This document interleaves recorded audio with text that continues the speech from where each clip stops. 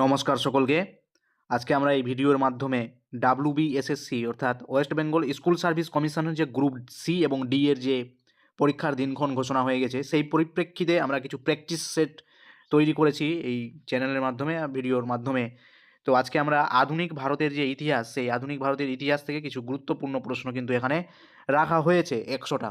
এই 100টা প্রশ্নের মধ্যে আমরা 25টা করে আলোচনা করব। তো আজকে তার পার্ট 1, যেখানে আমরা 25টা প্রশ্ন আলোচনা করব। তো চলুন বেশি কথা না বলে আজকের প্র্যাকটিস সেটের কিছু ওয়ান লাইনার ফরম্যাটে এই প্রশ্নগুলো রাখা হয়েছে। অবশ্যই ওয়ান লাইনার ফরম্যাটে রেখেছি, আপনারা এই প্রশ্নগুলো দেখে নেবেন। যে ইস্ট ইন্ডিয়া কোম্পানি কত সালে গঠন করা হয়েছিল? তো ইস্ট ইন্ডিয়া কোম্পানি গঠিত হয়েছিল 1600 খ্রিস্টাব্দে।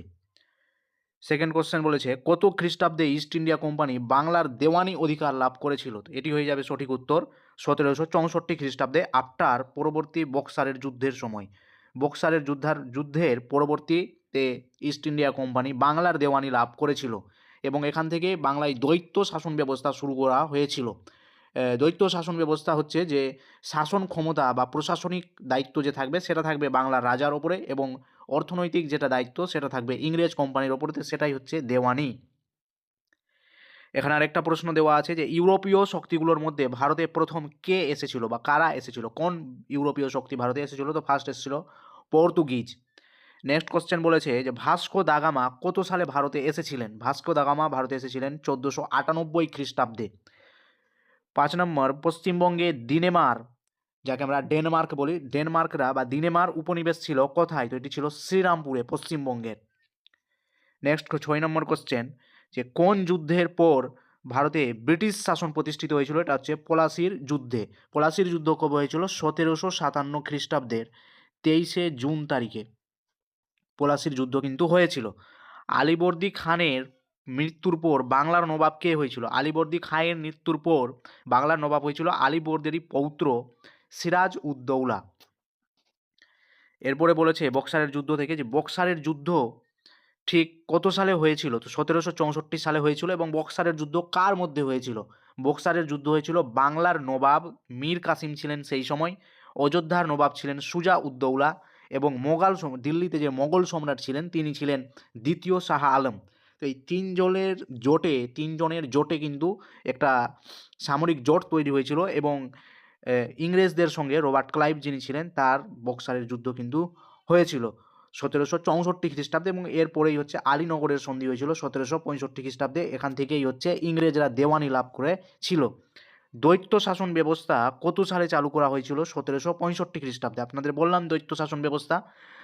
নেক্সট কোশ্চেন বলেছে প্রথম ইঙ্গ মহীশূর যুদ্ধ কত সালে হয়েছিল? তো এটি 1767 থেকে 1769 সালে হয়েছিল। এটি কার মধ্যে হয়েছিল? তো এটি হয়েছিল ইংরেজ এবং কর্ণাটকের যে শাসক ছিল হায়দার আলী, তাদের মধ্যে কিন্তু এই যুদ্ধটা হয়েছিল। এটি হচ্ছে প্রথম। এবং দ্বিতীয় ইঙ্গ মহীশূর যুদ্ধ যে হয়েছিল সেটাও হয়েছিল হায়দার আলী এবং ইংরেজদের মধ্যে। এটা কিন্তু হয়েছিল 1780 থেকে 1784 পর্যন্ত। এখানে কিন্তু হায়দার আলী হচ্ছে মারা যান, এবং তার যে সন্তান, তার যে পুত্র টিপু সুলতান কিন্তু যুদ্ধটাকে কন্টিনিউ করেন, এবং পরবর্তীতে এই যুদ্ধটা হচ্ছে চন্দির মাধ্যমে মিটে গেলেও পরবর্তীতে 1790 থেকে 92 মধ্যে আবার তৃতীয় ইঙ্গ মহীশূর যুদ্ধ হয়, এবং সেই যুদ্ধে নেতৃত্ব দিয়েছিল ইঙ্গ শাসক যে ছিল টিপু সুলতান, হায়দার আলীর সুলতান, এবং ইংরেজ ছিলেন সেদিকের পক্ষ।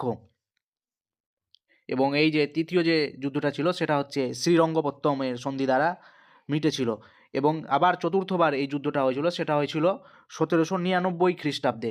সেই সময় কাদের মধ্যে হয়েছিল? তো এটাও ছিল টিপু সুলতান এবং ইংরেজদের মধ্যে। এখানে কিন্তু টিপু সুলতান প্রয়াত হন বা টিপু সুলতান মারা যান এই যুদ্ধে। তো এইভাবে ধীরে ধীরে এই যে কর্ণাটক মহীশূর যে অঞ্চল ছিল সেটাকে হচ্ছে দখল করেছিল ইংরেজরা। কলকাতার নাম পরিবর্তন করে আলীনগর নাম রেখেছিলেন কে? তো এটির সঠিক উত্তর হয়ে যাবে সিরাজ উদ্দৌলা। কানপুরে 1857 সালের মহাবিদ্রোহের সময় কে নেতৃত্ব দিয়েছিল? মহাবিদ্রোহ যে হয়েছিল 1857 খ্রিস্টাব্দে, কানপুর থেকে নেতৃত্ব দিয়েছিলেন কিন্তু নানা সাহেব। 1857 সালে, এবং ঝাঁসি থেকে আপনারা জানেন যে নেতৃত্ব দিয়েছিল রানী লক্ষ্মীবাই, এবং বিহার থেকে নেতৃত্ব দিয়েছিল কুবের সিং। তো এইগুলো ফ্যাক্ট আপনারা অবশ্যই জেনে যাবেন। 1857 সালের মহাবিদ্রোহের সময় মুঘল সম্রাট কে ছিলেন? 1857 সালের মুঘল সম্রাট ছিলেন দ্বিতীয় বাহাদুর শাহ, এবং এই যুদ্ধে হচ্ছে ইংরেজরা জয়লাভের পরে দ্বিতীয় বাহাদুর শাহকে হচ্ছে রেঙ্গুনে ট্রান্সফার করে দিয়েছিল। নেক্সট কোশ্চেন, যে 1757 সালে মহাবিদ্রোহের সময় ভারতের গভর্নর জেনারেল কে ছিলেন? তো 1757 সালের গভর্নর জেনারেল ছিলেন লর্ড ক্যানিং।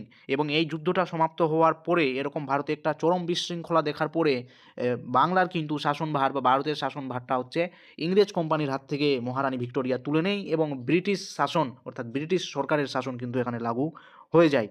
এবং লর্ড ক্যানিং যে ছিলেন গভর্নর জেনারেল, এই গভর্নর জেনারেল পদটাকে সমাপ্ত করে দেওয়া হয় এবং এখান থেকে পদ সৃষ্টি করা হয় একটা ভাইসরয় পদ শুরু করা হয়েছিল। আর ভারতের প্রথম ভাইসরয় ছিলেন এই লর্ড ক্যানিং। শেষ গভর্নর জেনারেল ছিলেন লর্ড ক্যানিং এবং ওনার টাইমেই যেহেতু শেষ করা হলো, তো এবার ভাইসরয় শুরু করা হলো, তো উনিই ছিলেন প্রথম ভাইসরয়, উনিকে lord Canning. Next question 15 number, যে the Indian war of independence কে রচনা করেন? তো বিনায়ক দামোদর সাভারকার। ভারতের প্রথম মহিলা বিদ্যালয় কে স্থাপন করেছিলেন? তো সাবিত্রী বাই, এটি হয়ে যাবে সঠিক উত্তর। এশিয়াটিক সোসাইটি কত সালে প্রতিষ্ঠিত হয়েছিল? 1784 খ্রিস্টাব্দে এটি প্রতিষ্ঠা করেছিল স্যার উইলিয়াম জোন্স। 18 নম্বর প্রশ্ন, ক্যালকাটা স্কুল বুক সোসাইটি কে প্রতিষ্ঠা করেছিলেন? এটা প্রতিষ্ঠা করেছিলেন ডেভিড হেয়ার। এটা হবে 1817 সাল। নেক্সট কোশ্চেন বলেছে, চিরস্থায়ী বন্দোবস্ত কত সালে প্রবর্তন করা হয়েছিল? তো এটি হয়েছিল 1793 সালে। লর্ড কর্নওয়ালিস কিন্তু এই সময় ভারতের গভর্নর জেনারেল ছিলেন। কলকাতা বিজ্ঞান কলেজ কত খ্রিস্টাব্দে প্রতিষ্ঠিত হয়েছিল? 1914 খ্রিস্টাব্দে এটি প্রতিষ্ঠিত হয়েছিল। The history of the British India কে লিখেছে? জেমস মিল। সত্যশোধক সমাজকে প্রতিষ্ঠা করেছিলেন 1773 খ্রিস্টাব্দে? জ্যোতিবা ফুলে।